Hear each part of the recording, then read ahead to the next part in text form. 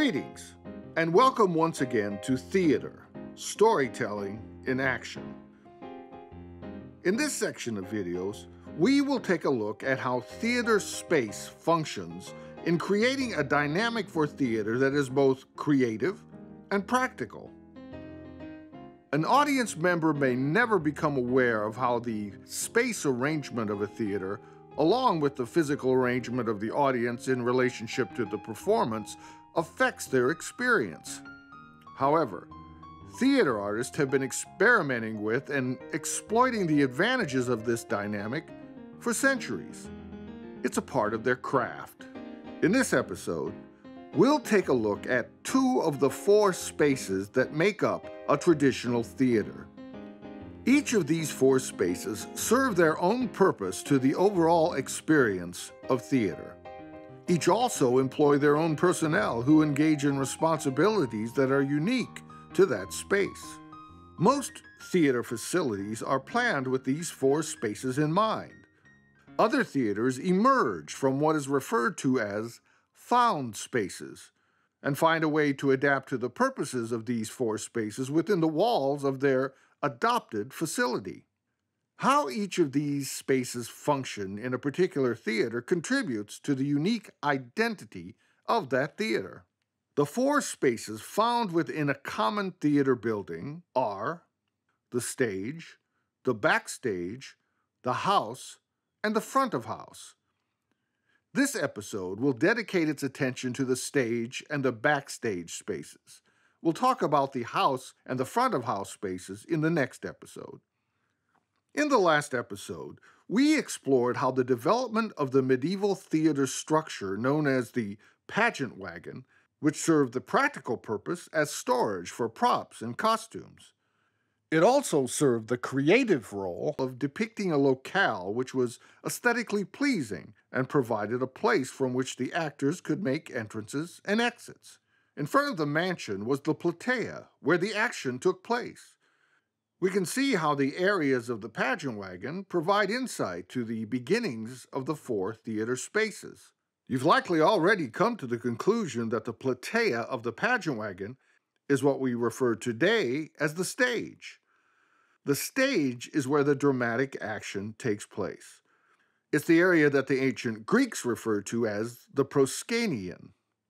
In this magical space, we take steps through rehearsal and preliminary stagecraft to create an illusion of reality for the audience. The famous French author and playwright, Alexandre Dumas, gave us the famous quote regarding the stage, "Give me 3 boards and a passion, and I will give you a play." While his quote boils theater down to its essence, the integrity of a theater building requires more. Theater artists know how the visual art of set design on the stage can elevate the dramatic action performed there. Much like the facade of the mansion of the pageant wagon, a set design not only establishes locale, but it can provide a sublime world in which the action takes place. The primary personnel for the stage space are naturally the actors. They are the artists who create the main art object of theater, dramatic action.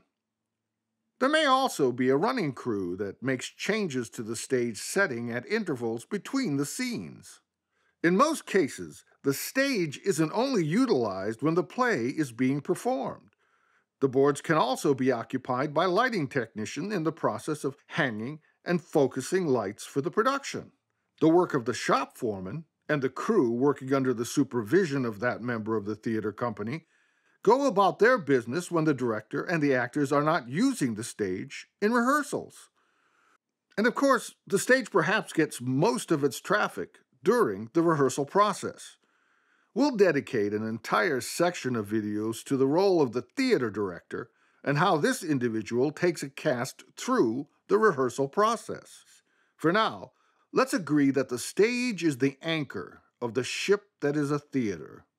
Behind the facade of the pageant wagon is where we learn the actors, in their costumes, props in hand, were kept out of the view of the audience until they were ready for their cue.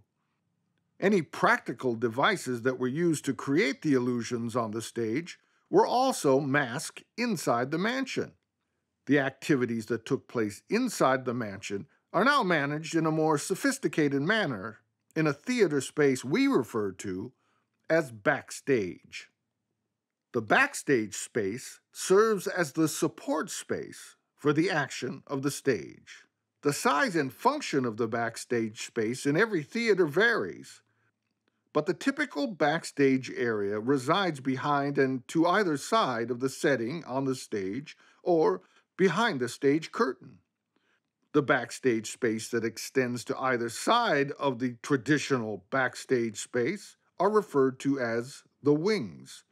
This term is an obvious reference to the fact that the spaces extend from the stage like a pair of wings on a bird.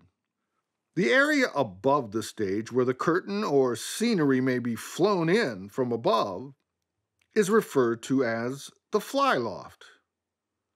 The control of the flying in and out of scenery is typically done with a system of ropes and pulleys referred to as the pin rail or hemp house. We may also find the scene shop and costume shop, along with the storage areas backstage in a typical theater as well. There are an array of theater personnel whose responsibilities occur backstage. The costume designer and their crew typically do their work backstage. If the theater is fortunate enough to have a prop manager, they also prepare for the play backstage when they're not scouring the countryside for appropriate props. Central to the proper running of the backstage is the stage manager. We'll take a closer look at this important but often overlooked member of a theater company in a later episode. The dressing rooms are also commonly located backstage, so the actor may have easy access to the stage for their entrances. Near the dressing rooms, there is commonly a space referred to as the green room.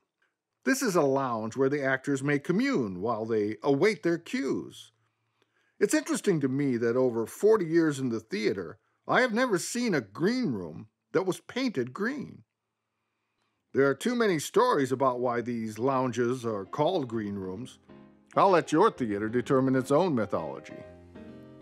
Well, there's an introductory look at how two spaces, the stage and the backstage, function in a theater building.